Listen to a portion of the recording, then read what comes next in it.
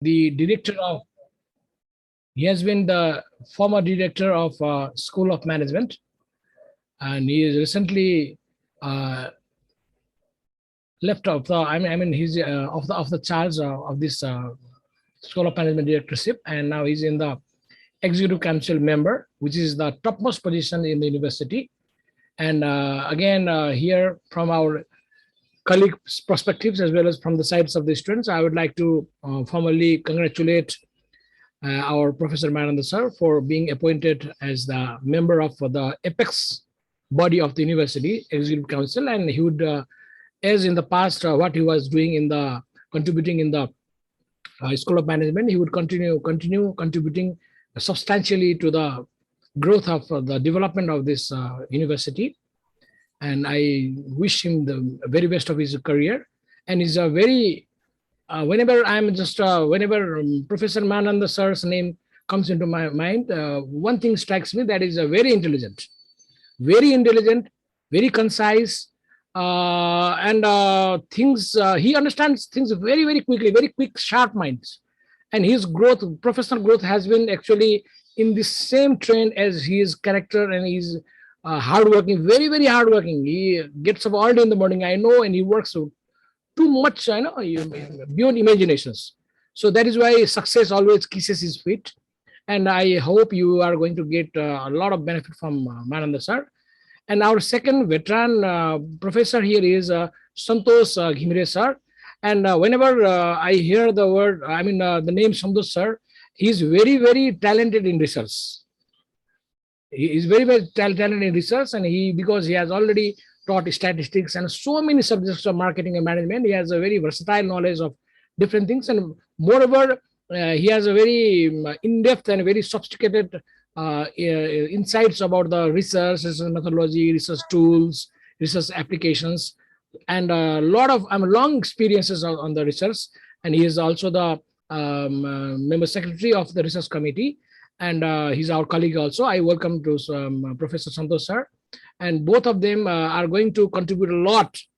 And whatever kind of problems and complex you did have in the past will be wiped out by our colleagues' contribution. It's just like the alcohol. It's just like the whiskey. The more you are into this, the more you enjoy. And that I have experienced by the growth of the number of the members and participants, and their feedback is very good also. And thank you very much. Now, welcome to the DAS and welcome to this sessions of these workshops. Now I hand over this mic, or whatever you call it, to this team, Professor Mayananda sir and Santosh sir Ghimire. Whosoever will proceed or succeed, the team will decide. Thank you very much. Thank you, Professor Sanjay sir. So it is my great pleasure and privilege to share our experience and observation regarding the research methodology. First of all, I really appreciate the work, great work initiated by Professor Sanjay Kumar Shrestha sir. I really congratulate all my, master graduates or master scholar. I do not say the students. Almost we are in the same level. Knowledge has no boundary. Especially, I do not say the students to the master level students. We are friends. So this is a knowledge sharing platform. I do believe that you will try to incorporate, you will try to generate, you will try to cultivate so many knowledge relating to the research methodology, how to, especially this program is customized. I do believe that how to design the thesis, how to design the dissertation. Therefore, I prefer to say that this is a design thinking process of thesis writing or dissertation writing. So without talking much more, because normally we have, today two speakers. Our first speaker will be Professor Santosh Ghimire sir, and then after I will be speaking on the remaining portion. Therefore, I request to the Professor Santosh Ghimire sir, please start the session. So over to you, Santosh sir. Thank you, Mayananda sir. Now, okay, I would prefer, I would like to request you, professors, also, whenever you are having formal conversation, you can speak in English. But since most of the students, they do not have that kind of acumen and that kind of a skill. So they might not be grasping all of your imparting of the knowledge. That's why mixing or maybe the Nepali language would be preferable. So if that is not a problem for the professors, then it's okay. यसमा अब योभन्दा अगाडिको session भाइ बहिनीले लिनुभयो हैन? सरले screen slide गर्नु सर, त्यो अलि ठुलो बनाउनु सर, यस एकैछिन है सर। तल कप छ।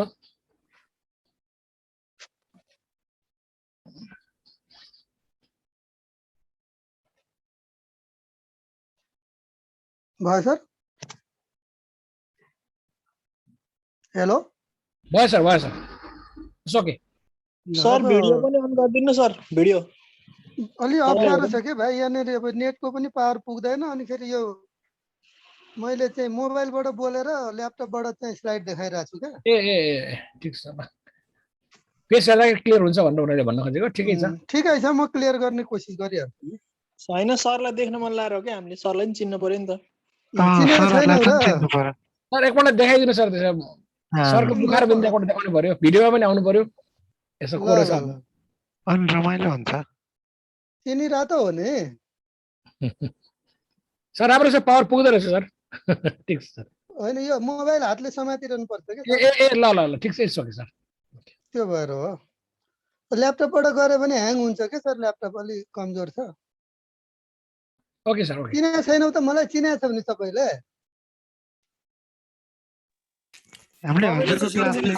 नामै काफी छ सर, सन्तोष सर।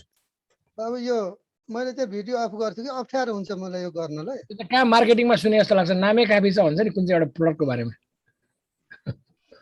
ल अब यसमा चाहिँ के हो भनेदेखि, अब लिटरेचर रिभ्यू पछि भाइ बहिनीले जुन थेसिस लेख्छौँ त्यसको तेस्रो च्याप्टर होइन चाहिँ हामी रिसर्च मेथोडोलोजी भन्ने च्याप्टर हो हाम्रो।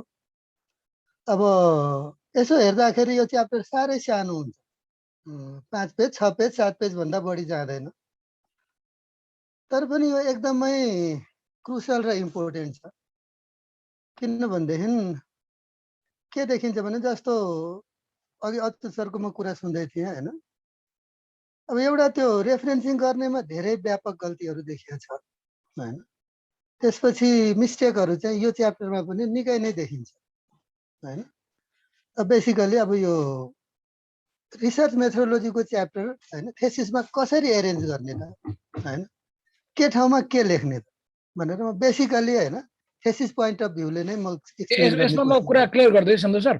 हजुर सन्तोष सरले भन्न खोज्नु भएको विद्यार्थीहरूले रिभ्यू अफ लिटरेचरमा धेरै गल्ती गर्छन्, त्यो रेफरेन्सिङमा धेरै गल्ती गर्छन् र रिसर्च मेथोडोलोजी च्याप्टरमा धेरै गल्ती गर्छन् भन्न खोज्नु भएको सरले। तिमीहरू फेरि सन्तोष सरले गरेको चाहिँ गल्ती भन्ने पनि बुझ्ला नि फेरि, त्यो होइन होइन त्यो उनीहरूले बुझिसके त। मैले त्यो रेफरेन्सिङमा मिस्टेकहरू आउँछ बढी भन्नु खोजेको। त्यसपछि यो मेथोडोलोजीको पार्टमा पनि होइन, हुन त सानो च्याप्टर हो होइन, 6-7 पेज भन्दा बढी हुँदैन यो, त्यही पनि धेरै गल्तीहरू हामी देख्छौँ होइन। र यो भनेको चाहिँ यो च्याप्टर भनेको के त भन्दाखेरि आफ्नो रिसर्चलाई भ्यालिडेट गर्ने च्याप्टर हो क्या यो। कस्तो मेथोडोलोजी होइन, कस्तो रिगरसली चाहिँ रिसर्च गरेछ, के टुलहरू युज गरेछ होइन, सबै कुरा चाहिँ होइन एक्सप्लेन गरेर आफ्नो रिसर्चको चाहिँ क्रेडिबिलिटी इस्ट्याब्लिस गर्ने च्याप्टर हो यो होइन। र बेसिकली मेथोडोलोजी भनेको बेसिकली यो यसको कन्सिक्वेन्सेस चाहिँ होइन यो अब्जेक्टिभबाटै आउँछ होइन। अब्जेक्टिभ र रिसर्च क्वेसनले नै भन्छ कस्तो मेथोडोलोजी हुने हो होइन। अब यसमा होइन यो फन्डामेन्टल एप्लाइड रिसर्च त रिसर्च मेथोडोलोजीको थर्ड उसमा पनि गरेकै हो। अब बेसिकली अब हामी यहाँनिर दुईवटा कुरा गर्छौँ होइन, अब यो क्वान्टिटेटिभ र क्वालिटेटिभ भनेर। र अब यहाँनिर गल्ती देखिन्छ होइन। जस्तो क्वालिटेटिभ एप्रोच भनेर स्टुडेन्टले लेखिरहेको हुन्छन्, जस्तै इम्प्लोइको मोटिभेसन स्टडी गरेछ होइन। मोटिभेसन त क्वालिटी हो नि, तर एक्चुअली त्यो होइन। हामीले मोटिभेसनलाई चाहिँ क्वान्टिफाई गरेर एनालाइसिस गरिसकेका छौँ होइन। त्यसैले हामीले गर्ने अथवा स्टुडेन्टले गर्ने एप्रोक्सिमेट होइन। अब क्वालिटेटिभ रिसर्च त एप्रोक्सिमेटली एउटा पनि आएको छैन हामीले, त्यसैले सबै रिसर्चहरू हाम्रो क्वान्टिटेटिभ हुन् भनेर बुझ्नु पर्यो। सर एउटा कुरा म भनिहाल्छु है सर, हिजो विद्यार्थीले पनि यही कुरा गरेको थियो। त्यो मैले यही कुरा एम्प्लोइ सेटिस्फ्याक्सनको बारेमा यो त सर क्वालिटी होइन भेरिएबल चाहिँ हाम्रो क्वालिटेटिभ भयो क्वेसनमा पनि क्वालिटी त्यसलाई हामीले यसलाई क्वान्टिफाई गर्नको लागि लाइकआउटको मोडल युज गर्छौँ भने आज सन्तोष सरले पनि यही भन्नुभयो अब भयो नि त विद्यार्थीहरूले चित्त बुझ्यो नि अब त्यसलाई क्वालिटेटिभ भन्न पाइएन हैन त्यो क्वान्टिटेटिभ नै हो क्वान्टिफाई गरे भने क्वान्टिटेटिभ भयो ल र रिसर्च मेथोडोलोजीको च्याप्टरमा सबभन्दा पहिले हामीले लेख्नुपर्ने भनेको रिसर्च डिजाइन हो हैन त्यहाँ हामीले स्पेसिफाई गर्नुपर्छ which research design is use in this research भनेर स्पेसिफिकली हामीले लेख्नुपर्ने हुन्छ र फन्डामेन्टली हाम्रो यो रिसर्च हामी सोशल साइन्स रिसर्च भन्छौँ हैन र सोशल साइन्समा 3 किसिमको रिसर्च डिजाइन प्रेस्क्राइब गरिएको छ एउटा हामी एक्सप्लोरेटरी भन्छौँ अर्को डिस्क्रिप्टिभ भन्छौँ अर्कोलाई एक्सपेरिमेन्टल अर कजल भन्छौँ अब यहाँनिर क्लियर के हुनु पर्यो भन्दैन हामीले कुन युज गर्छौँ त भन्दाखेरि एक्सप्लोरेटरी भने के हो डिस्क्रिप्टिभ भने के हो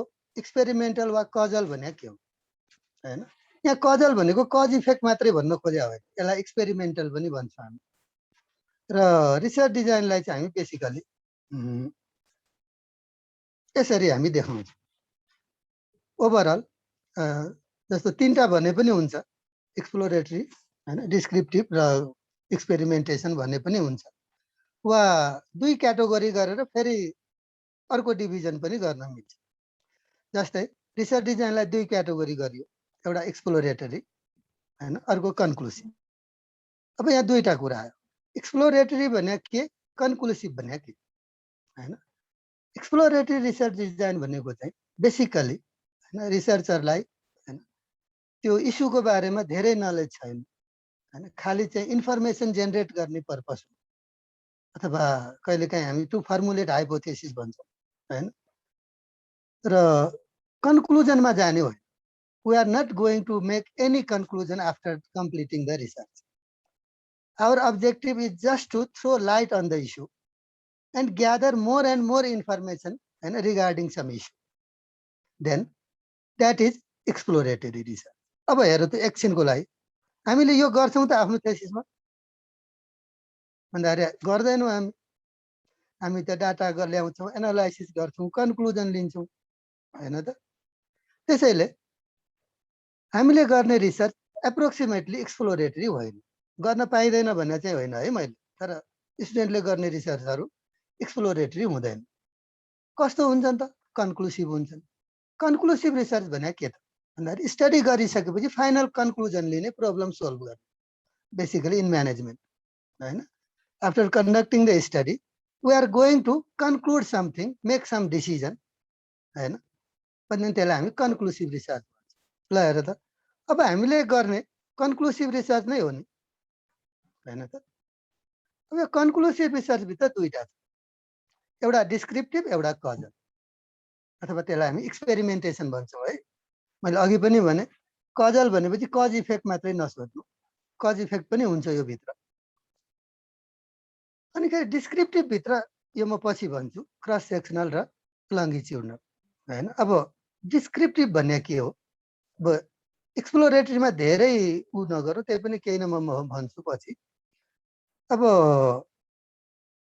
अलिकति एक्सप्लेनेसनमा जाउँ अब हैन एक्सप्लोरेटरी रिसर्च कति बेला गरिन्छ भन्दाखेरि to gain insight into the problem हैन टु जेनेरेट न्यू आइडिया जस्तै भाइ बहिनीहरूले फर्स्ट सेमेस्टरमा पढाएको थियो नि न्यू प्रोडक्ट डेभलपमेन्ट प्रोसेस हैन त्यसमा पहिलो स्टेप यही थिएन generation of new idea.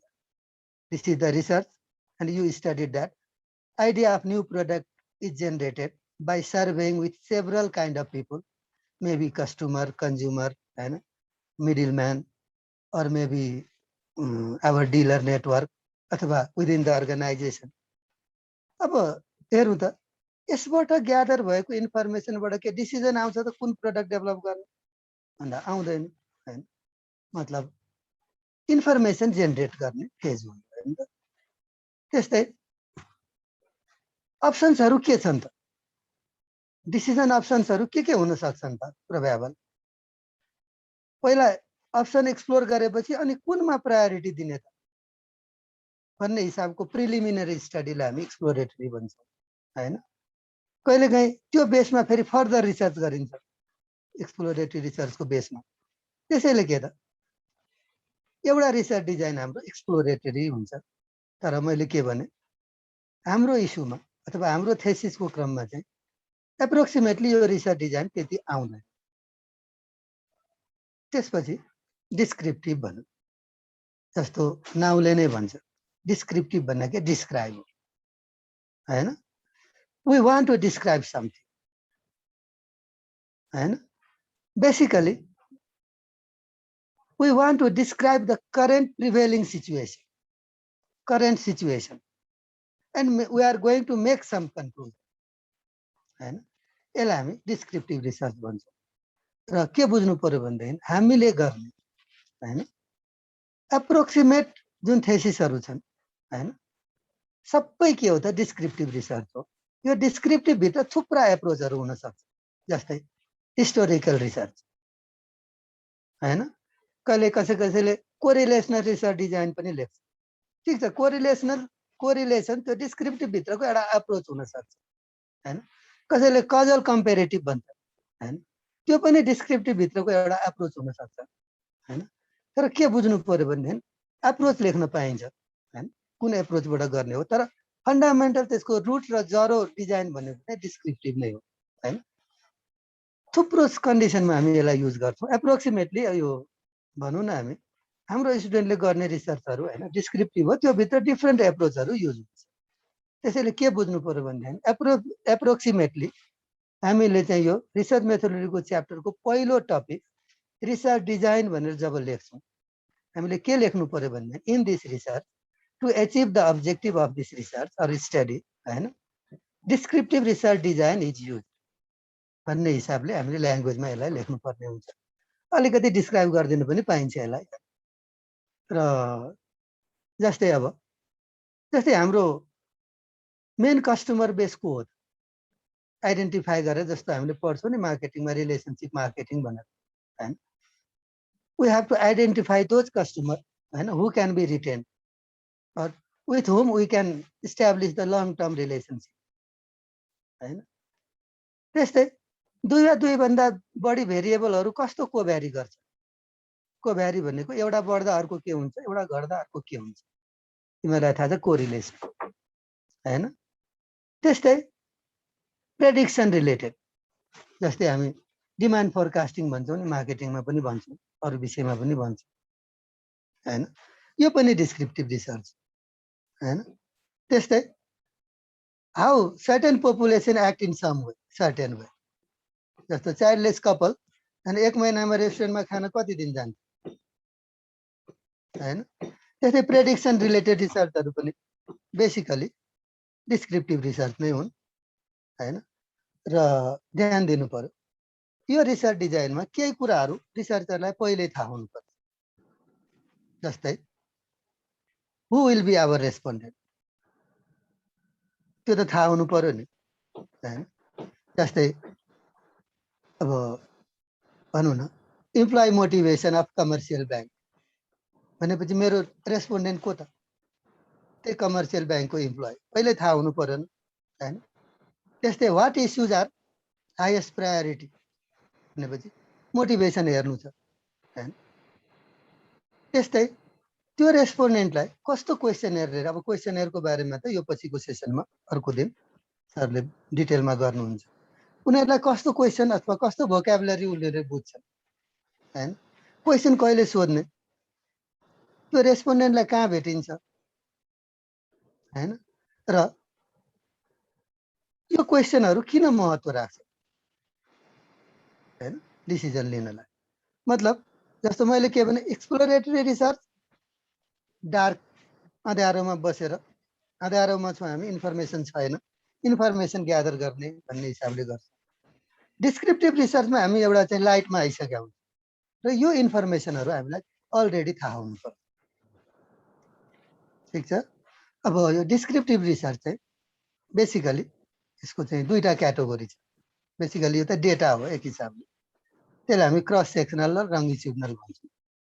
अब क्रस सेक्सनल भनेको चाहिँ जस्तो मैले भने नि to describe the current scenario भने मैले अघि, त्यसको फोटो खिच्ने हैन, स्टिल क्यामेराले भनौँ न हैन त्यसलाई हामी क्रस सेक्सनल डिजाइन भन्छौँ अथवा त्यसलाई क्रस सेक्सनल डेटा भन्न पनि पाइन्छ मतलब data related at one point of time हैन अब कस्टमर कहाँ गएर अथवा त्यहाँ हैन फिल्डमा गएर सर्वे गरे भने रेस्पोन्डेन्टले जुन इन्फर्मेसन हामीलाई दिन्छ त्यसको भ्यालिडिटी के त कहिलेको 5 वर्षपछि लागू हुन्छ र हुँदैन नि 10 वर्ष पहिला त्यस्तै थियो थिएन नि अहिलेको सिनेरियो यो हो है अहिले चाहिँ रेस्पोन्डेन्टले यस्तो भन्यो भनेपछि डेटा हैन that are gathered at specific point of time हैन त्यसलाई हामी क्रस सेक्सनल डिजाइन भन्छौँ अथवा क्रस सेक्सनल डेटा भन्ने भन्न पाइयो हैन अर्को लङ्गिट्युडनल भने चाहिँ यो भिडियो खिचिया जस्तो हैन बेसिकली यो चाहिँ अब धेरै कम गरिन्छ यस्तो स्टडी हैन बेसिकली हैन कन्ज्युमर बिहेभियरमा हैन with the passage of time हैन एउटा व्यक्ति एउटा टिनेजर छ त्यसपछि हैन अलिकति म्याच्योर हुन्छ जबमा जान्छ बिहा गर्छ त्यसपछि एउटा एजमा जान्छ हैन यसरी चाहिँ चेन्ज हुँदाखेरि उनीहरूको चाहिँ बिहेभियर कन्ज्युमर बिहेभियरमा के चेन्ज आयो भन्दाखेरि यो साह्रै गाह्रो छ नि हैन एउटै रेस्पोन्डेन्टसँग त्यति लामो समयसम्म गर्न सकिँदैन र एउटा लङ्गिट्युडनल स्टडी चाहिँ हामी कमनली गर्ने गर्छौँ हैन त्यो चाहिँ टाइम सिरिज एनालाइसिस जस्तै फाइनान्सियल स्टडीहरू पनि गर्दा हैन भाइ बहिनीहरूले जुन 10 वर्षको डेटा लिएर हैन टाइम सिरिजमा हालिन्छ फोरकास्टहरू गरिन्छ हैन ट्रेन्डहरू राखिन्छ हैन यसलाई चाहिँ हामी लङ्गिट्युडनल अप्रोच भन्छौँ अथवा लङ्गिट्युडनल डेटा पनि भन्न सक्छौँ अथवा लङ्गिट्युडनल स्टडी पनि भन्न सक्छौँ यो चाहिँ के हो त भन्दाखेरि कुनै भेरिएबल हैन with the passage of time कसरी चेन्ज भएको छ वा कुनै कन्ज्युमर अथवा कुनै पर्सनको behaviour with the passage of his life हैन हाउ इट चेन्जेस हैन भनेर स्टडी गर्नु पर्यो भने चाहिँ लङ्गिट्युडनल स्टडी भन्छ अब यो लङ्गिट्युडनल चाहिँ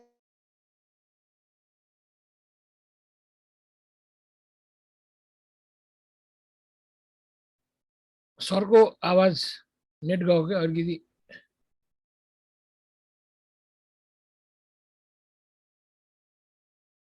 सन्तोष सर गयो जस्तो हो नेट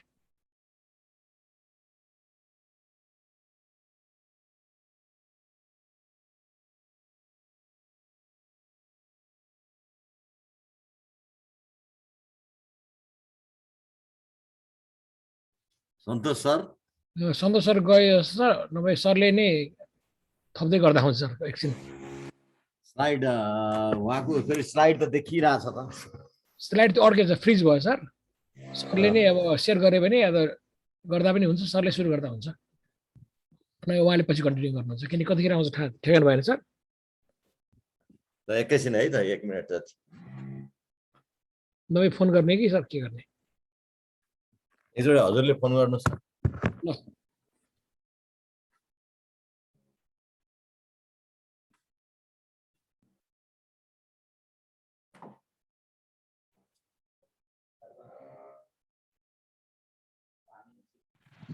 सर स्लाइड त चलिरहेछ त सरको म्युट भयो कि जस्तो छ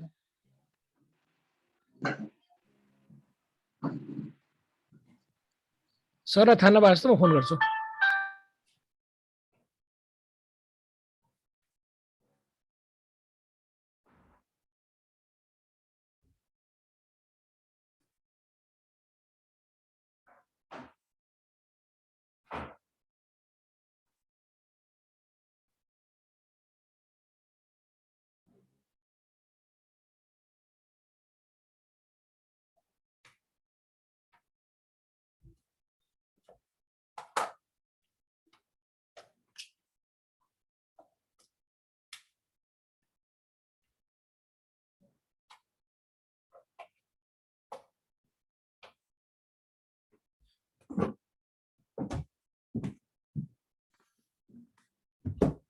ए सरलाई थाहा रहेन रहेछ सरले एकैछिन भन्नुभएको छ आयो सरलाई त्यो आफूले गरि नै रहेको भन्ने फिल भयो रहेछ अनि मानव सरलाई कन्टिन्यू गराउँ कि भन्ने भयो होइन एकैछिन हेर्छु भन्नुभएको छ ठिकै छ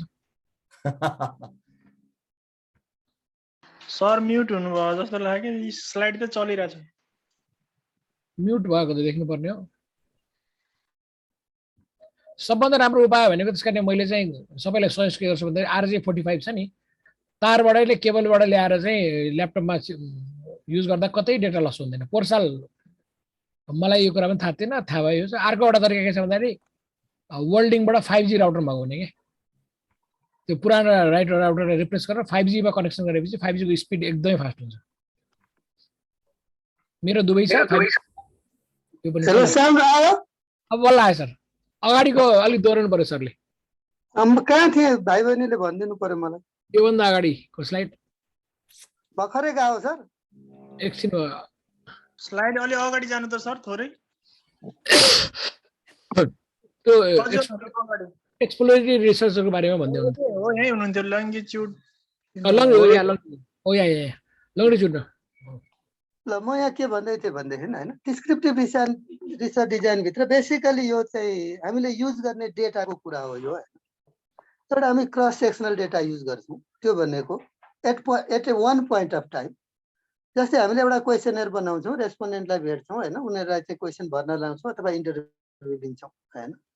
र त्यो इन्फर्मेसन भनेको एउटा पोइन्ट अफ टाइमको हो, द्याट्स अल होइन। जस्तो ब्यालेन्स सिट एज एट भन्छौँ नि हामी होइन, त्यसको चाहिँ त्यही बेला लिएको हो, त्यो बेलाको इन्फर्मेसन हो भन्ने हुन्छ होइन। र धेर जसो हामीले गर्ने यही नै हो होइन। त्यसपछि अर्को एप्रोच भनेको चाहिँ लङ्गिट्युडनल डेटा युज गर्छौँ हामी।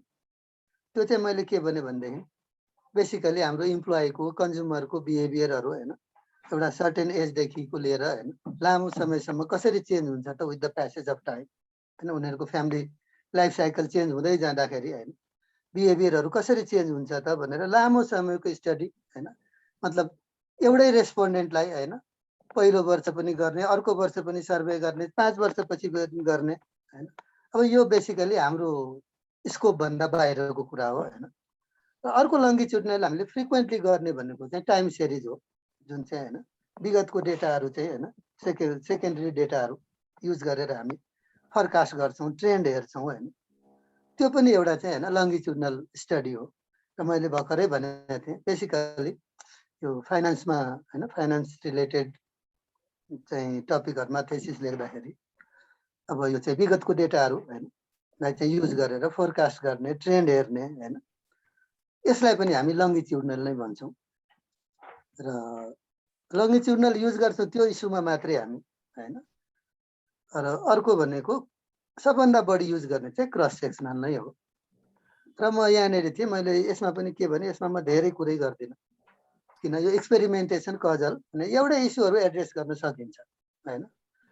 जस्तै अब एडभर्टिजमेन्टको इम्प्याक्ट के त होइन, अथवा सेल्स प्रमोसनको इम्प्याक्ट के त होइन।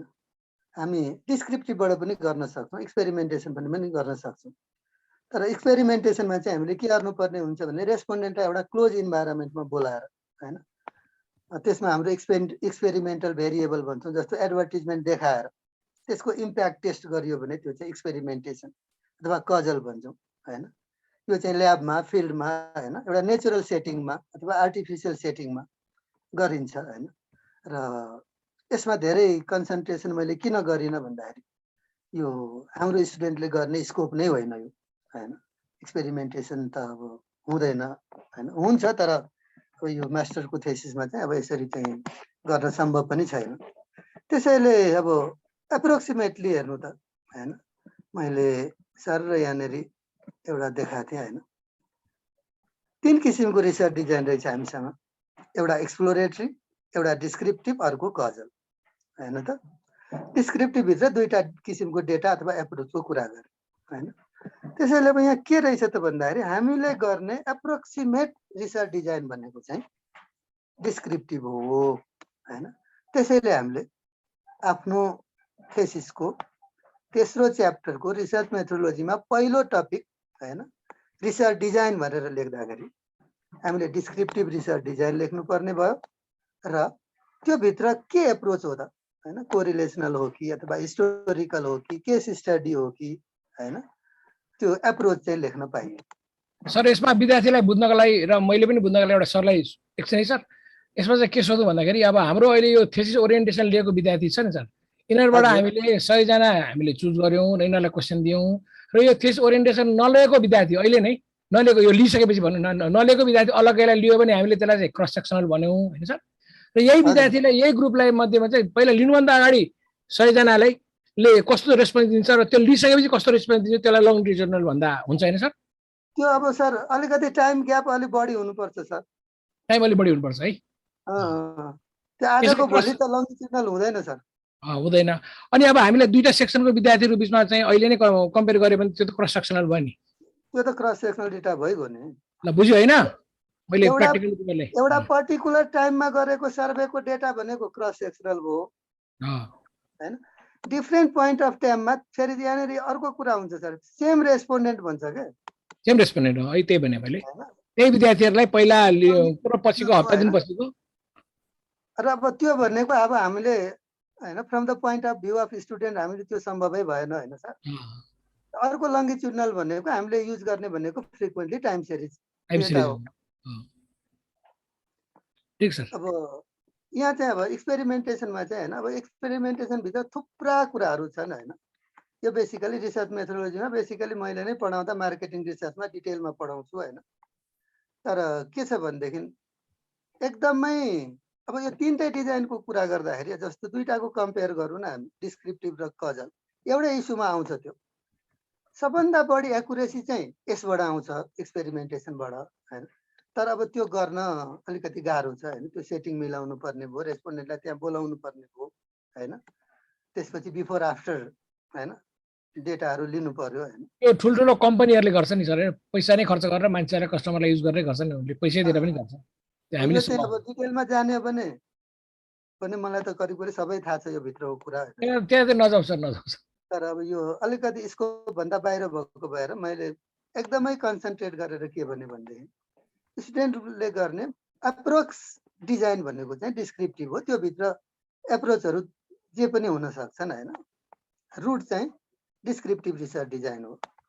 त्यसपछि अब मैले चाहिँ सञ्जय सर के गरेको छु भनेदेखि सरले जुन कन्टेन्ट राखिदिनु भएको छ नि त्यसमा हैन, हजुर मेथोडोलोजीको कन्टेन्ट कतिपय त अब त्यो कन्टेन्ट भन्दा तलमाथि पनि परेको छ हैन। त्यो कन्टेन्टमा भएको सबै कुरा चाहिँ मैले राखिदिएको छु यहाँ।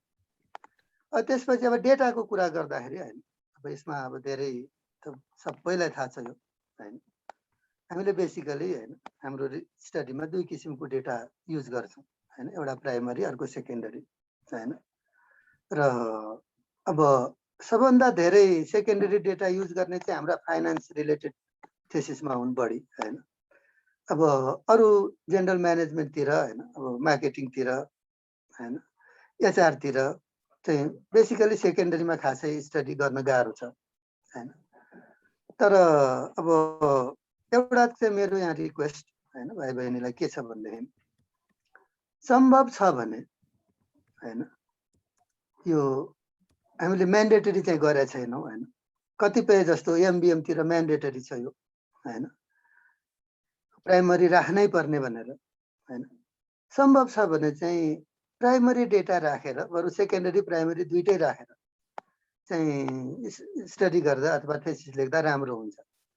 अब प्राइमरी र सेकेन्डरीमा खासै मैले भन्नु पर्दैन धेरै। प्राइमरी भनेको रिसर्चरले ओरिजिनेट गरेर डेटा हैन, त्यो चाहिँ रिसर्चको प्रोसेसमा क्वेसनियर थ्रु ओरिजिन भएको हैन डेटालाई हामी प्राइमरी डेटा भन्छौँ। सेकेन्डरी डेटा भनेको हैन समवेयर हैन कहीँबाट कसैले अलरेडी स्टडी गरिसकेको छ हैन, त्यहाँबाट ल्याएर जस्तो एउटा ब्याङ्कले आवाजै आएन सर। हेलो आइरहेछ तिम्रोमा प्रब्लम होला, आइरहेछ क्लियर आइरहेछ। जस्तै एउटा ब्याङ्कको ब्यालेन्स सिट युज गरेर हैन डेटा एनालाइसिस गरियो भने त्यो सेकेन्डरी डेटा हो हैन। कसैले गरिसकेको डेटालाई युज गरियो हैन। र यहाँ पनि ध्यान दिनु के पर्यो भनेदेखि यो सेकेन्डरी डेटामा पनि primary source of secondary data भन्छ, secondary source of secondary data भन्छ। जस्तै ब्याङ्कको वेबसाइटबाट डेटा राखेर भाइ बहिनीले चाहिँ स्टडी गर्नुभयो भनेदेखि primary source of primary data भयो त्यो हैन। त्यस्तै कुनै अगाडिको स्टुडेन्टले आफ्नो थेसिसमा त्यही डेटा राखेर रहेछ हैन, भाइहरूले त्यही डेटा ल्याएर युज गर्नु थेसिसबाट भने त्यो चाहिँ secondary source of secondary data भयो है। अब किनभनेदेखि ब्याङ्कको एउटा हो, एउटा स्टुडेन्टले युज गर्यो त्यो अनि भाइहरूले चाहिँ त्यही चाहिँ थेसिसबाट चाहिँ डेटा लिएर राखिदियो हैन। यहाँ चाहिँ जहिले पनि ध्यान दिनु सकेसम्म त्यो सेकेन्डरी डेटा पनि primary source of secondary data भयो भने अलिक बढी रिलायबल हुन्छ। किनभने कसैले सेकेन्ड डेटा युज गरिसकेको छ भने उसले केही न केही म्यानिपुलेसन गरे हुनसक्छ त्यहाँ हैन। अहिले भर्खर एउटा मेरो अन्डरमा थेसिस गर्नेको त्यही प्रब्लमहरू आएको थियो। त्यही भएर अब प्राइमरी र सेकेन्डरी त हैन रिसर्च मेथोडोलोजीमा डिटेलमा पढेको हुन्छ हैन, तर ध्यान दिनु पर्यो थेसिसमा लेख्नै पर्छ हैन। कस्तो डेटा युज गरेको, प्राइमरी हो कि सेकेन्डरी हो हैन। सेकेन्डरी हो भने कहाँबाट कसरी ल्याएको त्यसको सोर्स हैन, त्यो चाहिँ आफ्नो थेसिसमा इन्क्लुड गर्नै पर्छ। ठीक छ। अब यसमा त अब प्राइमरी भन्या के सेकेन्डरी भन्या के यो भाइ बहिनीलाई थाहा छ, तर एउटा कुरा के त लेख्नै पर्छ है त्यो थेसिसमा nature of data, sources of data हैन। नेचर भनेको यो प्राइमरी सेकेन्डरी के हो र त्यो कसरी जेनेरेट गरेको, कहाँबाट ल्याएको, सोर्स के, you have to specify in your thesis. अब यो मैले अघि नै भने कतिपय स्टडी फुल प्राइमरी डेटामा हुन सक्छ, कतिपय स्टडी फुल सेकेन्डरी डेटामा हुन सक्छ, कुनै रिसर्चमा दुवै मिक्सअप हुन्छ। र एउटा कुरा चाहिँ मैले अलिकति भन्न खोजेँ यहाँनिर, भाइ बहिनीहरु लिमिटेसन लेख्दाखेरि हैन, यो कहिलेकाहीँ मैले धेरैमा देख्छु कसैले only primary data is use, this is my limitation, कसैले only secondary data are use, this is my limitation हैन। यो होइन है, प्राइमरी गर सेकेन्डरी गर जस्तो सुकै डेटा युज गर, this is not your limitation. किन, तिमीले युज गर्ने डेटा भनेको तिम्रो अब्जेक्टिभले जे माग्छ त्यही, that is why only using primary data is not the limitation, or only using secondary data or primary, यो लिमिटेसन नै होइन है हैन। त्यही भएर यो चाहिँ नलेख्नु, यो हुन त मेरो स्कोप होइन, त्यही पनि थेसिसहरू हेर्दाखेरि म्याक्सिमम लिमिटेसनमा यो कुराहरू मैले देखा भएर यो भनिदिया हो। जसरी पनि गर्न सकिन्छ, त्यो अब्जेक्टिभले जे माग्छ त्यही किसिमको डेटा युज गर्ने हो हैन। अब प्राइमरी डेटाको कुरा गर्ने हो भने कलेक्सन गर्ने डिफ्रेन्ट हामीसँग मेथडहरू छन् हैन। अब बेसिकली हामी दुईटा मेथड भन्ने गर्छौँ, एउटा कम्युनिकेसन, एउटा अब्जर्भेसन हैन।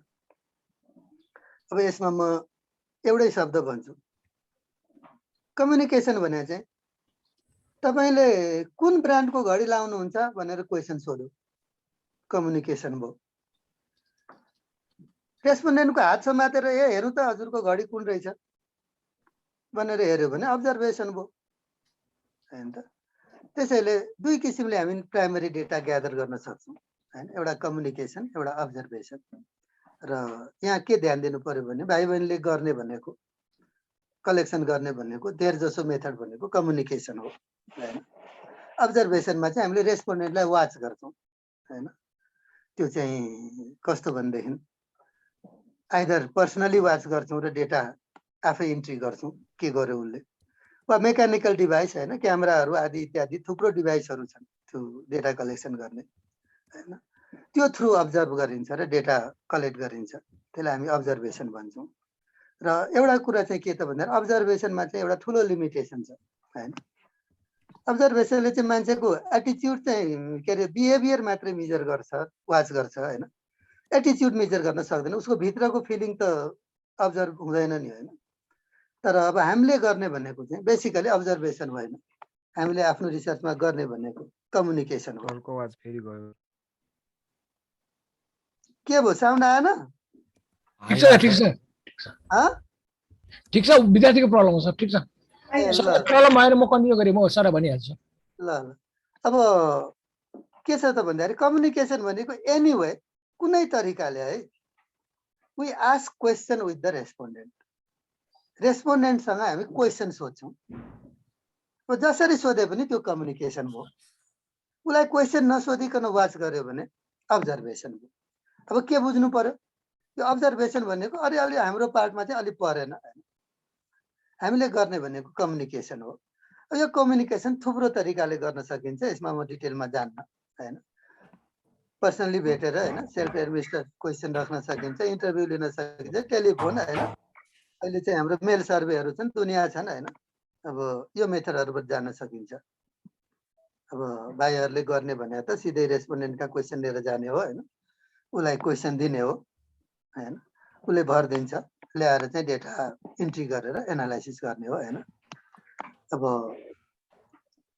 अलिकति हाम्रो चाहिँ हैन थेसिसको लागि हैन अब ध्यान दिनु पर्यो है। यो सबै लेख्नु पर्ने हो है हामीले थेसिसमा। नेचर अफ डेटा प्राइमरी कि सेकेन्डरी, सोर्सेज कहाँबाट ल्याएको, त्यसपछि कलेक्सन कसरी गरेको हैन, फिल्डिङ कसरी गरेको त्यो लेख्नु पर्यो। त्यसपछि अर्को लेख्नु पर्यो सेन्सस गरे कि स्याम्पलिङ गरे हैन। सेन्सस भनेको चाहिँ आफ्नो स्टडी एरियाको सबै चाहिँ आइटम अथवा सबै पर्सन अथवा जे होस् सबैको स्टडी गरियो, सबैसँग चाहिँ क्वेसन सोधियो भन्दैन सेन्सस हो हैन। हामीले स्टडी एरियाको सबै त सकेनौं हैन, एउटा पार्ट मात्रै स्टडी गरौँ र कन्क्लुजन चाहिँ होलमा लियौँ भन्दैन, त्यसलाई हामीले स्याम्पलिङ भन्छौँ। अब यहाँनेरि के बुझ्नु पर्यो भन्दैन हाम्रो स्टडी एरिया सानो छ भने मात्रै हो हैन सेन्सस हैन। र मोस्ट अफ द टाइम हैन अब स्टुडेन्टको कुरा गर्दाखेरि जस्तै कहिलेकाहीँ के हुन्छ भनेदेखि जस्तो financial performance of joint venture bank भन्ने कुरा आयो हैन।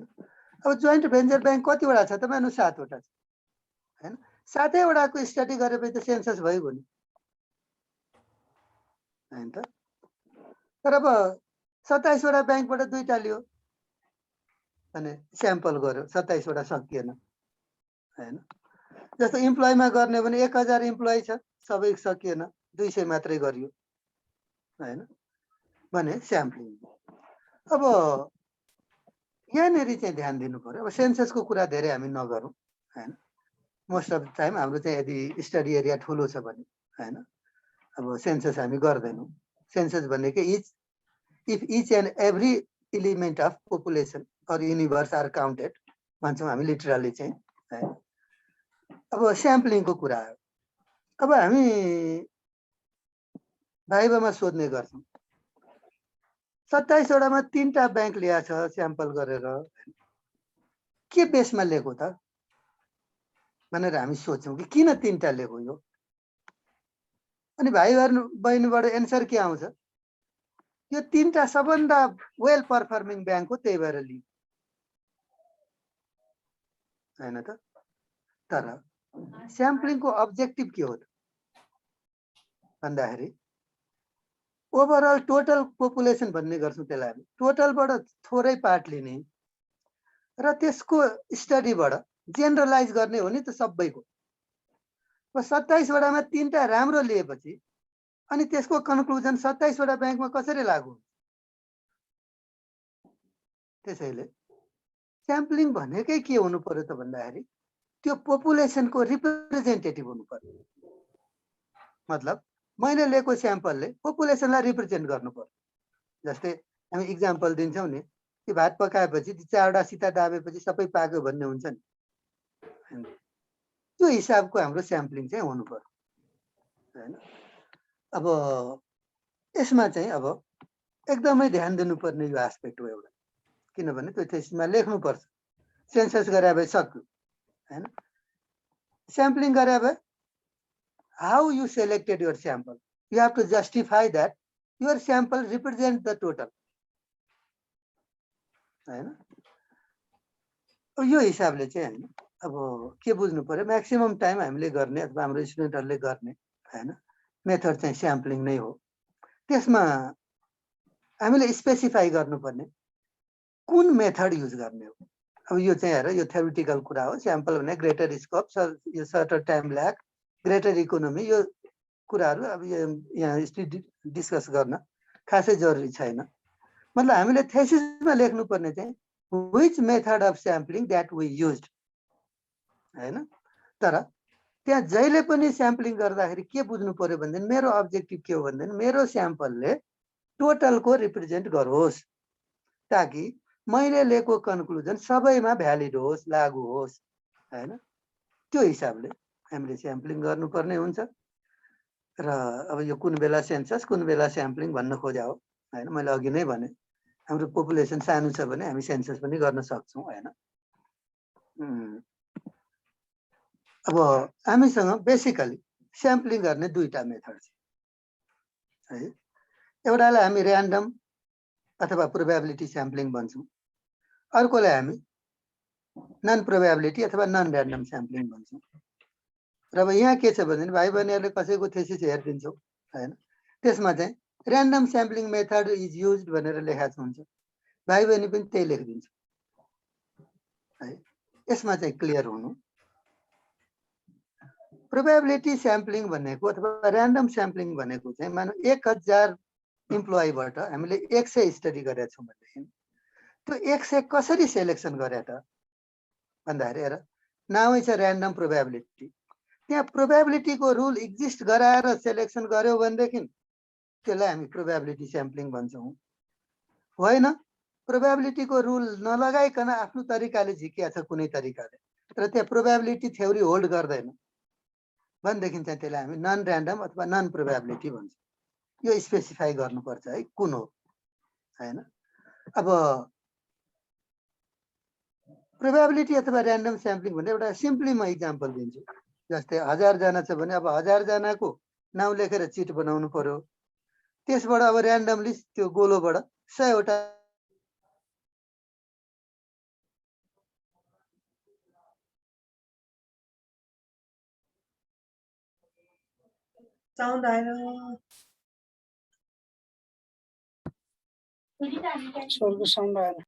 म फोन गर्दैछु है, बेला बेला वाइफाई जाँदो रहेछ मेरो।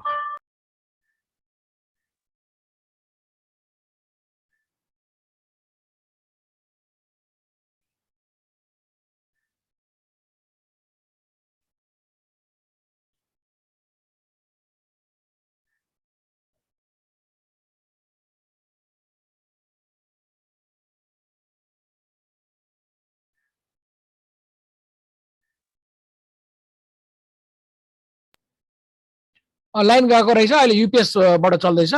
त्यो राउटर बुट हुनलाई 1 मिनट जस्तो लाग्छ, 1-2 मिनट लाग्छ, भइहाल्छ। एकैछिन वेट गरौँ। सट डाउन जान्छ। म चाहिँ सट डाउन भन्दा अगाडि म केही न केही म देखाइदिन्छु तिमीहरूलाई यसो है। हुन्छ हुन्छ सर। हुन्छ सर। रिसर्च भन्ने कुरा बडा गाह्रो छ यार, म पनि पढ्दैछु हेर त, कति कुरा सिक्दैछु हेर। सुरु यसो हेऱ्यो केही नबोलेर चुप लाएर हेर, म देखाइदिन्छु तिमीहरूलाई। यसो यसो वर्ड टिप्नुमा लाग्छ, टिप हेर होइन। यो चाहिँ सर मेरो त्यो आफ्नो ऱ्यान्डम र नन ऱ्यान्डम स्याम्पलिङको भनिदिनु न एकचोटि। अहिले हेर एकवटा हेर, सरले भनिदिइहाल्नु, सर सोधेन।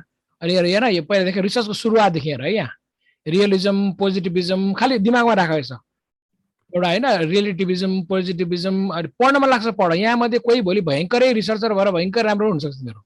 इन्टरप्रेटिभिजम होइन, क्वालिटी सकिया हो र सर, सन्तोष सरको अरे सकियो। सन्तोष सर आउनुहुन्छ, 2 मिनट लाग्छ सर, 2 मिनट। त्यो राउटर हुँदैछ कि सर, यिनीहरूलाई मैले भुल्याउन मात्रै खोजेको सरले। अनि यो हेर है, यसो हेर ल्याएर भनेपछि तिमीलाई मैले के मोटिभेट गर्न खोजेको भन्दा म पनि पढ्दैछु अहिले, सिक्दैछु।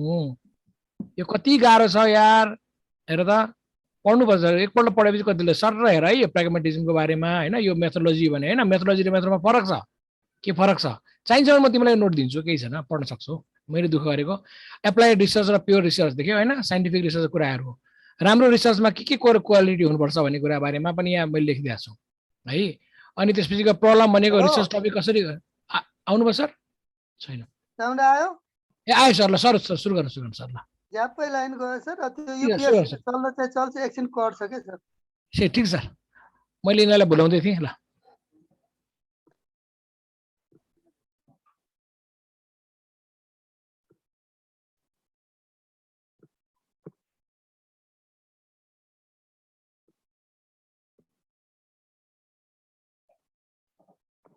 अब म त्यही भन्दै थिएँ। यिनीहरूले सर ऱ्यान्डम र नन ऱ्यान्डममा चाहिँ के फरक छ भनेर सोधेको थियो सरले, भनिदिनु सर। ए ल ल त्यही ऱ्यान्डम भनेको यसलाई ठुलो पारिदिनु न सर, ठुलो पारिदिनुहोस् न। त्यहाँनिर चाहिँ स्लाइड सो गरिदिनु सर, सानो भयो त्यहाँदेखि मोबाइलमा होला। के भयो सर? त्यो म अलि स्लाइड सो गरिदिनु सर, तल कप छ नि एउटा, कपमा गएर गरेको थिएँ भएन। र दुईटाको फरक भने चाहिँ के हो त भने ऱ्यान्डम भनेको त्यही प्रोबेबिलिटी रुल लगाएर हैन। अब त्यहाँ चाहिँ के त भन्दाखेरि रिसर्चरको कुनै पनि भ्यू स्याम्पलमा आउँदैन, मतलब इट इज प्योरली ऱ्यान्डम। रिसर्चरको इच्छाले स्याम्पल झिकिँदैन, कुनै रुलबाट झिकिन्छ र त्यहाँनिर बेसिकली प्रोबेबिलिटी रुल। घुरघुर मेरोबाट आएको कि कहाँबाट हो भनेदेखि चाहिँ त्यसलाई हामी प्रोबेबिलिटी अथवा ऱ्यान्डम भन्छौँ। त्यस्तो कुनै रुल छैन हैन। रिसर्चरले आफ्नो इच्छाले आफ्नो तरिकाले यसरी गर्यो भने चाहिँ रिप्रेजेन्टेसन हुन्छ है भन्ने हिसाबले झिक्यो भने चाहिँ त्यसलाई हामी नन ऱ्यान्डम अथवा नन प्रोबेबिलिटी भन्छौँ। अब यहाँ चाहिँ अब प्रोबेबिलिटी स्याम्पलिङ भित्र पनि थुप्रा मेथडहरू छन् हैन। नन प्रोबेबिलिटी भित्र पनि थुप्रा मेथड छन् हैन। अब जुनसुकै मेथड युज गरे पनि हैन, त्यो simple random, stratified, cluster, systematic, multi stage भन्ने छ नि, जुन मेथड युज गरे पनि त्यहाँ प्रोबेबिलिटी रुल चाहिँ एक्जिस्ट गर्छ हैन। अब यसमा चाहिँ अब धेरै डिटेलमा चाहिँ जाँदाखेरि त अब यो पुरै क्लासै जान्छ हैन। अब यहाँ चाहिँ के बुझ्नु पर्यो, भाइ बहिनीले लेख्नु पर्ने चाहिँ कुन तरिकाले गरेको, प्रोबेबिलिटी स्याम्पलिङ हो कि नन प्रोबेबिलिटी हो। अब प्रोबेबिलिटी हो भनेदेखि कसरी गरेको, कुन मेथड युज गरेको। नन प्रोबेबिलिटी हो भने कुन मेथड युज गरेको। जस्तो नन प्रोबेबिलिटी हाम्रो स्टुडेन्टले धेरै जसो गर्ने है, उनीहरूले चाहिँ नन प्रोबेबिलिटी गर्छन् हैन। त्यसमा धेरै जसो कन्भेनियन्स हैन। जस्तो किन यो फलानु ब्याङ्क चुज गरेको त भन्दाखेरि त्यहाँ मेरो साथी थियो अथवा मेरो चाहिँ रिलेटिभ थियो, उसले चाहिँ मलाई डेटा सजिलै दिन्छ, त्यही भएर मैले युज गरेँ। तर त्यति मात्रै भनेर चाहिँ पाइँदैन हैन। जस्टिफाई चाहिँ गर्नुपर्छ, मेरो स्याम्पलले पपुलेसनलाई रिप्रेजेन्ट गर्छ, ठिक छ। त्यस्तै कोटा भन्ने छ हैन। अब यसलाई कसरी उ गर्नु, कोटा चाहिँ कस्तो हुन्छ भने मैले अघि नै भने नि, स्याम्पलले पपुलेसनलाई रिप्रेजेन्ट गर्नुपर्छ हैन। अब जस्तै अब नन प्रोबेबिलिटी नै गर्ने हो, अनि 100 जना इम्प्लोइ छ, सरी 1000 जना इम्प्लोइमा सर्वे गर्नु छ, अब 100 लिनु छ भनेदेखि ल मेल फिमेल सबैबाट आओस् न त हैन। र एकछिनको लागि 600 चाहिँ मेल छ, 400 फिमेल छ भनेदेखि त्यसलाई चाहिँ एउटा क्याटेगोरी छुट्याएर मेलबाट पनि झिक्ने हैन, फिमेलबाट पनि झिक्ने भनेपछि त्यो चाहिँ कोटा भयो क्या। मतलब पपुलेसनलाई डिफ्रेन्ट क्याटेगोरीमा डिभाइड गरेर हैन, हरेक क्याटेगोरीबाट चाहिने स्याम्पल झिकियो हैन। त्यसै जजमेन्टमा चाहिँ रिसर्चरले जज गर्छ, 27 वटा ब्याङ्क ठिक छ हैन, सबभन्दा वेल पर्फर्मिङ यो हो, सबभन्दा पुअर पर्फर्मर यो हो, एभरेज पर्फर्मर यो हो, यो तीनटा मैले राखेँ भने चाहिँ अन एन एभरेज 27 वटाको रिप्रेजेन्ट गर्ला नि हैन भन्ने हिसाबले जज गरेर हैन, आफ्नो जजमेन्टले रिप्रेजेन्ट गर्छ है। त्यहाँनिर चाहिँ जस्टिफाई गर्नुपर्छ आफ्नो कुरालाई है, त्यो आफ्नो थेसिसमा गर्यो भने चाहिँ त्यो जजमेन्ट स्याम्पलिङ हो। अर्को एउटा अब स्नोबल हुन्छ, यो चाहिँ अब भाइ बहिनीले गर्ने चाहिँ होइन, यो केही गरेर अलिकति सेक्रेट इस्युहरू स्याम्पलको हो भन्ने नै थाहा छैन भने एउटा खोज्दै खोज्दै भेटाइन्छ, अनि उसले 2 जना देखाइदिन्छ, त्यो 2 जनाले 4 जना देखाइदिन्छ। यसरी हामी खोज्दै खोज्दै खोज्दै स्नोबल भनेको यो चाहिँ एउटा सिम्बोलिक हो। हिमालयबाट एउटा हिउँको डल्लो खस्यो भने त्यसलाई लपेट्दै लपेट्दै लपेट्दै लपेट्दै तल आउँदा ठुलो हुन्छ भन्छ क्या। त्यही भएर यस्तोलाई चाहिँ हामी स्नोबल भन्छ। यो पनि नन ऱ्यान्डम अथवा नन प्रोबेबिलिटी हो। अब यहाँ समस्या के हो भनेदेखि भाइ बहिनीहरू, अब यो सबै मेथड मैले डिटेलमा गर्न चाहिँ भ्याउँदिनँ हैन, अलिकति म भनिदिन्छु। सिम्पल ऱ्यान्डम स्याम्पलिङ चाहिँ हैन, त्यो अघि मैले भने नि 1000 बाट 200 लिनु छ भने के गर्नु पर्यो, 1000 को चाहिँ लिस्टबाट चाहिँ हामीले 200 झिक्नलाई कि त 1000 को चिट बनाउनु पर्यो, एउटा बक्समा राखेर 200 झिक्नु पर्यो हैन। त्यसलाई चाहिँ हामी हैन लटरी मेथड भन्छौँ। अर्को पनि एउटा मेथड छ हैन, त्यो चाहिँ टेबल अफ ऱ्यान्डम नम्बर भन्छन्। त्यो चाहिँ कस्तो भनेदेखि यसको लागि चाहिँ पहिला हामीले पपुलेसनलाई चाहिँ लिस्ट गर्नुपर्ने हुन्छ, 1 देखि 1000 नम्बर दिनुपर्ने हुन्छ हैन। र चाहिँ एउटा लग टेबल जस्तै ऱ्यान्डम नम्बर टेबल हुन्छ, आजकल त पाइनै छोड्यो, पहिला पाइन्थ्यो हैन। त्यो टेबलको सहायताले चाहिँ हामी एउटा पहिला टेबलमा आँखा चिम्लेर पोइन्ट गर्छौँ हैन, जुन अङ्क पर्छ त्यो स्याम्पल हुन्छ। त्यसपछि सिस्टमेटिकली त्यो नम्बरमा होराइजन्टल भर्टिकल डायगोनल जसरी गएर पनि स्याम्पल झिक्न सकिन्छ। अब त्यो भनेको सिम्पल ऱ्यान्डम भयो। जस्तै स्ट्रेटिफाइड भनेको मैले र यो क्लस्टर एप्रोक्सिमेटली होइन, यो क्लस्टर भनेको चाहिँ जियोग्राफिकली डिभिजन गरिन्छ होइन। स्ट्रेटिफाइडमा चाहिँ होइन त्यही ग्रुपहरू बनाइन्छ अघि कोटा भने जस्तै, र सबै ग्रुपबाट चाहिँ अब यो प्रोबेबिलिटी लगाएर चाहिँ स्याम्पल झिकिन्छ।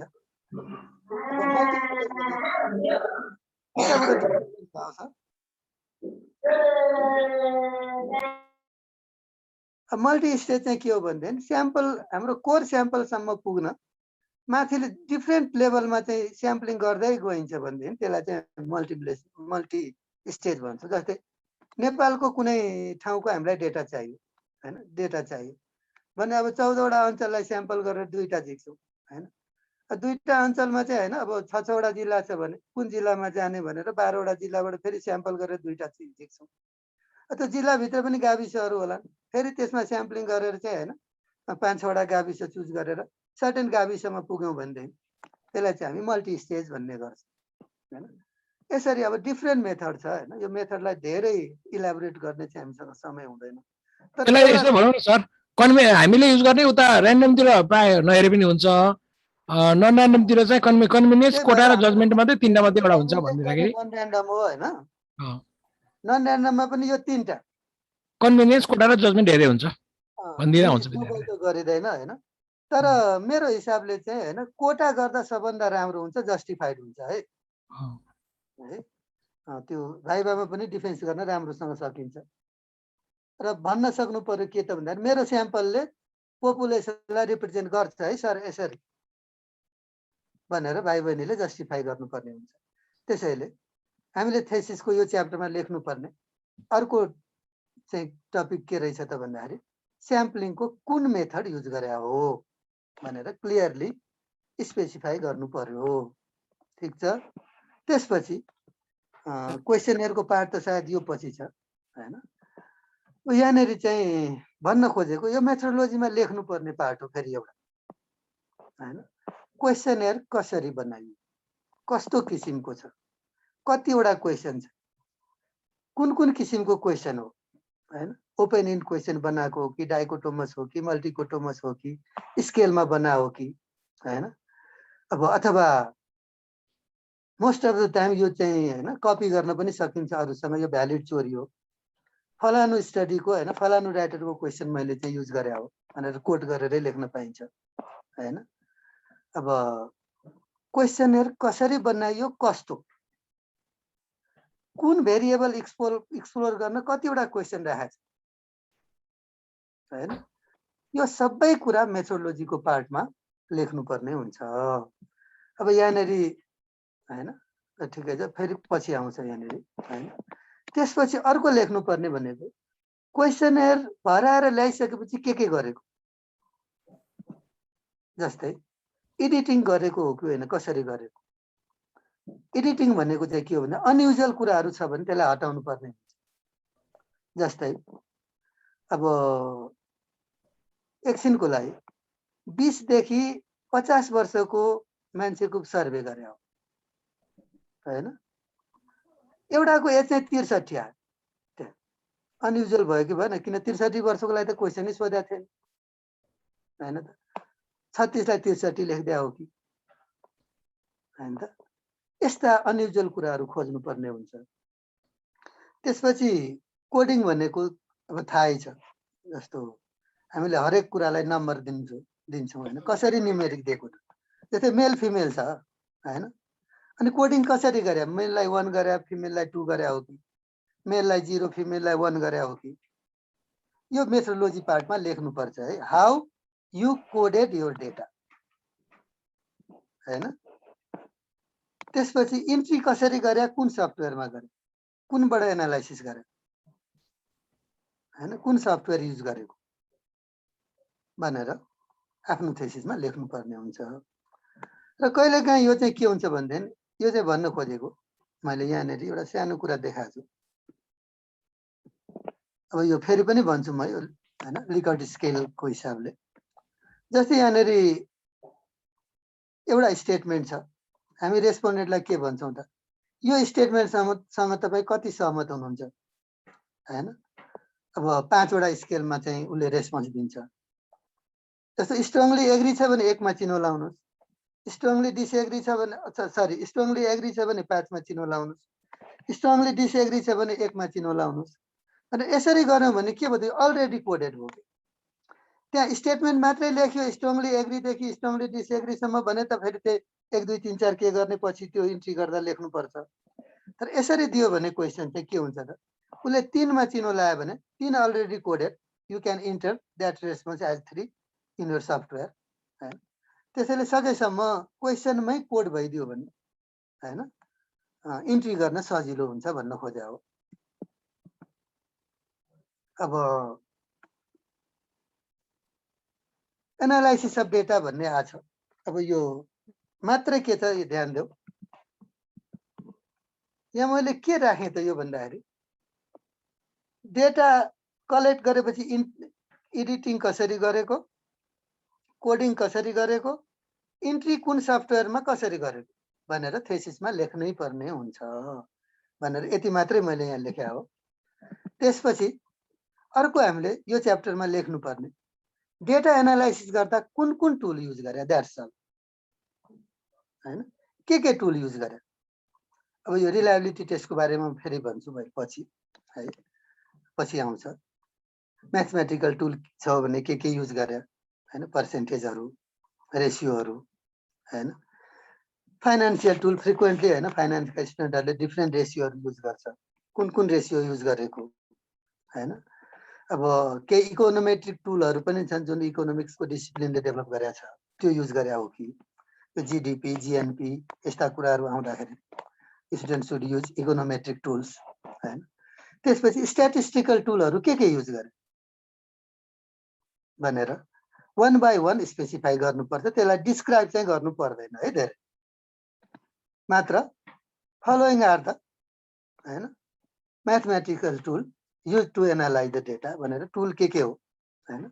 सकेसम्म त्यसमा धेरै फर्मुला सर्मुला यताउति पनि धेरै लामो जानु पर्दैन, छोटोमा लेख्ने हो। मैले अघि नै भने यो च्याप्टर हैन 5 देखि 7 पेज भन्दा बढी जाँदैन, तर एउटा क्रुसल पोइन्ट हो है यो। त्यसपछि अब स्ट्याटिस्टिकल बेसिकली हामीले फ्रिक्वेन्टली युज गर्ने, हामीले युज गर्ने टोटल स्ट्याटिस्टिकल टुललाई हामी 2 क्याटेगोरीमा यसै गरी क्याटेगोरी छुट्याइदिए हुन्छ थेसिसमा। एउटा डिस्क्रिप्टिभ स्ट्याटिस्टिकल टुल भन्छौँ है, अर्को इन्फरेन्शियल स्ट्याटिस्टिक टुल भन्छौँ। हामीले यसरी छुट्याइदिए भने राम्रो, डिस्क्रिप्टिभमा के गरे हो, इन्फरेन्शियलमा के गरे हो। डिस्क्रिप्टिभ टुल भने चाहिँ डेटालाई डिस्क्राइब गर्ने हो, कन्क्लुजन लिने होइन है हैन। जस्तै टेबल बनाउँछौ, डायग्राम बनाउँछौ, ग्राफ बनाउँछौ हैन। त्यसपछि क्याल्कुलेसन पार्टमा सेन्ट्रल टेन्डेन्सी एभरेज गर्छौ हैन, स्ट्यान्डर्ड डेभिएसन डिस्पर्सनहरू गर्छौ। अब स्कुनेस कर्टोसिस त खासै तिमीहरू गर्दैनौ हैन।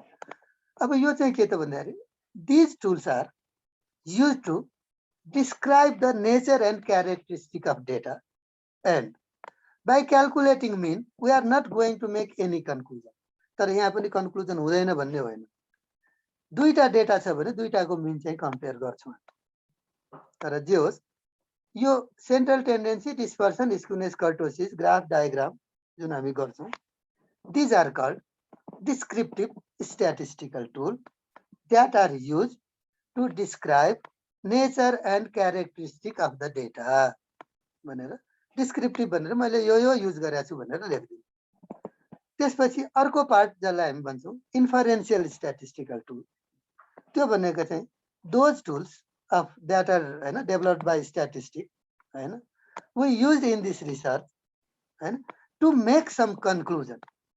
Inference भनेको कन्क्लुजन लिनको लागि युज गर्ने हामीले चाहिँ स्ट्याटिस्टिकल टुलहरु हैन।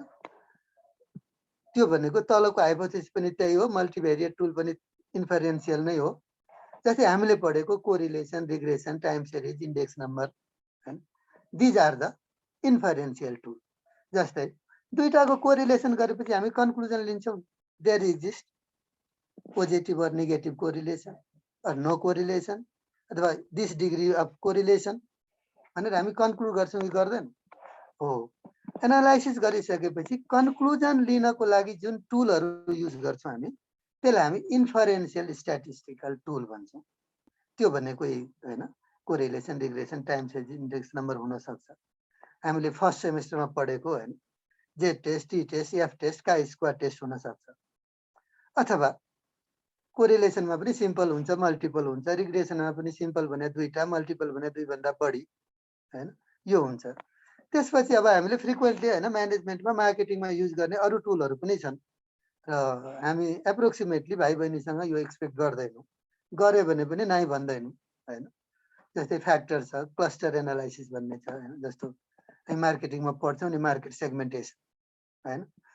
मोस्ट अफ द टाइम यस्तो सेगमेन्टेसन रिसर्चमा क्लस्टर एनालाइसिस युज गर्छौँ होइन। त्यस्तै डिस्क्रिमिनेन्ट कन्जोइन्ट छ, अब यो चाहिँ मैले राखिदिएको हो एज ए टुल होइन। अब यो भाइ बहिनीहरूसँग हामीले यस्तो एनालाइसिस गर्छौँ भनेर हामी एक्सपेक्ट गर्दैनौँ, कसैको फ्याक्टर आउँछ होइन। अब त्यो स्टुडेन्टले आफै मेहनत गरेर गर्ने हो। तर यसमा मेरो रिक्वेस्ट चाहिँ के हो भनेदेखि सकेसम्म एनालाइटिकल जस्तो छ नि माथि त डिस्क्रिप्टिभ त भइहाल्छ होइन। हाइपोथेसिसमा यो कुरा सबै पढेकै हो होइन। सिम्पल र मल्टिपल कोरिलेसन रिग्रेसन पढेकै हो होइन त। र सकेसम्म आफूले पढेकै टुल युज गर्दा राम्रो हुन्छ होइन। कि त त्योभन्दा बढी जाँदा अलिक बढी मेहनत पनि र अर्को समस्या के त पछि भाइबामा सोद्धा एक्सप्लेन गर्न पनि नसक्ने यस्ता इस्युहरू आउँछन् होइन। त्यही भएर मेरो रिक्वेस्ट चाहिँ सकेसम्म आफू फ्यामिलियर भएका टुलहरू युज गर्दा नै राम्रो। तर यहाँनिर मैले टुलको बारेमा धेरै कुरा गरे होइन, मात्र के यो पछि एनालाइसिस अफ डेटा भन्ने पनि आउला अर्को कुनै क्लासमा। यहाँ चाहिँ मैले भन्न खोजेको यो रिसर्च मेथोडोलोजीको च्याप्टरमा यो चिज चाहिँ लेख्नै पर्छ होइन। मैले यो रिसर्च कम्प्लिट गर्दा यो टुलहरू युज गरेको छु। म्याथमेटिकल टुल यो फाइनेन्सियल टुल यो स्ट्याटिस्टिकल टुलमा डिस्क्रिप्टिभ स्ट्याटिस्टिक यो हो र इन्फरेन्सियल स्ट्याटिस्टिक यो युज गरेको छु भनेर प्रिसाइजली त्यहाँनिर लेख्नुपर्ने हुन्छ। त्यसपछि अब त्यो फर्मेटमा चाहिँ होइन लिकर्ट स्केल भनेर मात्रै सन्देशले राख्नु भएको रहेछ होइन। अब त्यो लिकर्ट स्केल भन्नुभन्दा पहिला होइन अब त्यो मेजरमेन्टको कुरा गर्नुपर्ने हुन्छ। हुन त अब भर्खरै थर्ड सेमेस्टरमा पक्कै पढ्या हो यो होइन। अब यो हामीले जुन क्वेसनहरुमा स्केल मेजर गर्छौं हैन, स्केल भने अब स्केल नै हो कि हामीले जियोमेट्री नाप्ने स्केल नै हो त्यो एक किसिमको। अब हामी चाहिँ हैन रेस्पोन्डेन्टलाई मेजर गर्दाखेरि डिफरेन्ट तरिकाले मेजर गर्छौं हैन। जस्तै अब हामी नोमिनल स्केल भन्ने गर्छौं हैन। अब नोमिनल स्केल भनेको क्याटेगोरी छुट्याउने, जस्तो मेल फिमेल, मेल 1 फिमेल 2 हैन। अब मेल राम्रो फिमेल नराम्रो पनि होइन, फिमेल राम्रो मेल नराम्रो पनि होइन, सेक्सन ए सेक्सन बी हैन। यसरी चाहिँ हामीले चाहिँ हैन इन्डिभिजुअललाई अथवा चाहिँ स्टुडेन्टलाई अथवा पिपुललाई डिफरेन्ट क्याटेगोरीमा डिभाइड गर्यौं ग्रुपमा, भन्ने त्यो नोमिनल स्केल हो हैन। जस्तै जुम्ला जाने कतिजना, जुम्ला नजाने कतिजना, जुम्ला जानु भएको छ कहिले हैन, जानु भएको छ भने 1 मा टिक लाउनुस्, जानु भएको छैन भने 2 मा टिक लाउनुस् हैन। फाइनली हामी के भन्छौं, दुईटा ग्रुप डिभिजन गरिदिन्छौं। यस्तो स्केललाई चाहिँ हामी के भन्छौं, नोमिनल स्केल भन्छौं। त्यस्तै अर्को अर्डिनल र्याङ्किङ स्केल भन्छौं हामी। यसमा चाहिँ हामी रेस्पोन्डेन्टलाई के भन्छौं त, ल र्याङ्क गर्नुस् हैन। ल वाइ चाउचाउ मा के रे के चाउचाउ, 4 वटा चाउचाउको ब्रान्ड दिन्छौं र सबभन्दा मन पर्ने 1, त्यो भन्दा कम मन पर्नेलाई 2, मतलब यसरी प्रोडक्टको चाहिँ हैन उनीहरुको चाहिँ प्रेफरेन्स अथवा टेस्टको हिसाबले चाहिँ र्याङ्क गर्नुस् भनेर चाहिँ गरियो भने त्यस्तो चाहिँ क्वेशनमा गरेको स्केललाई हामी अर्डिनल स्केल भन्छौं। अब अर्को भनेको इन्टरभल स्केल। बेसिकली यो चाहिँ पिपुलको एटिट्युड बिहेभियरहरु मेजर गर्न हामीसँग कुनै उपाय नै छैन अरु हैन। त्यसको लागि हामी इन्टरभल स्केल युज गर्छौं हैन। त्यो अघि एउटा मैले देखाएको थिएँ नि प्री कोडेड भनेर, स्ट्रङली एग्री देखि स्ट्रङली डिसएग्री हैन त। अब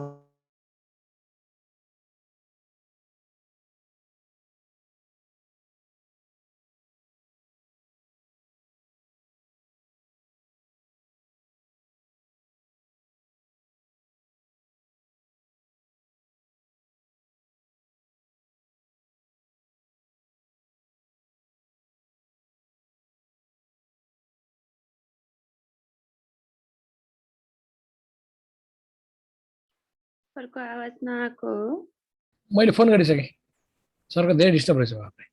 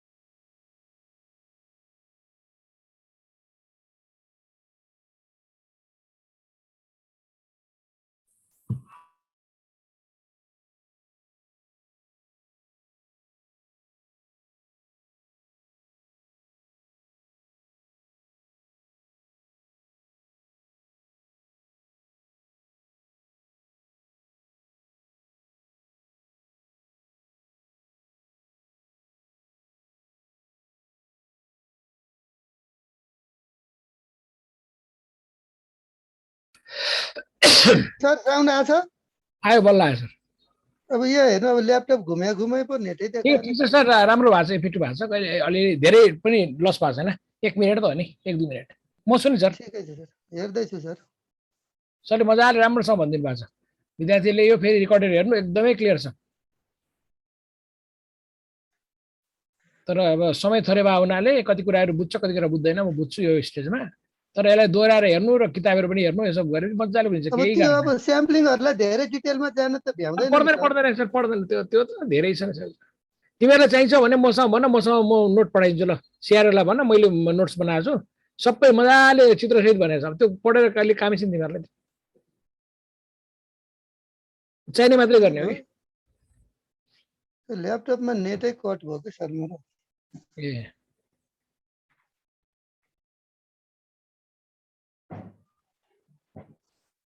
के हुन्छ